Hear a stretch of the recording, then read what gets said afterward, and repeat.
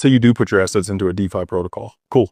Like, I'm all for DeFi, but you do have exposure there, right? That smart contract could be hacked.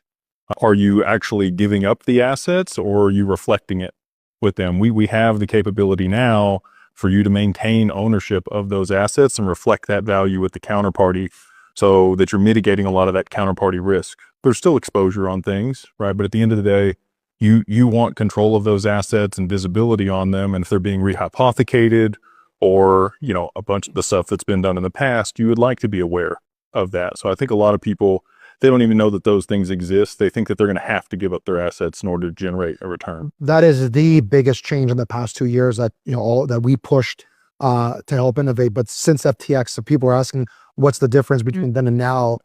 It's the maturity of the operations, and understanding what you have access to is critical. Yeah. BNY talked about margin against these assets. It's still very nascent. There's not a whole lot of people that will provide it and do it. Most of them are on the Web3 side, but the banks are coming.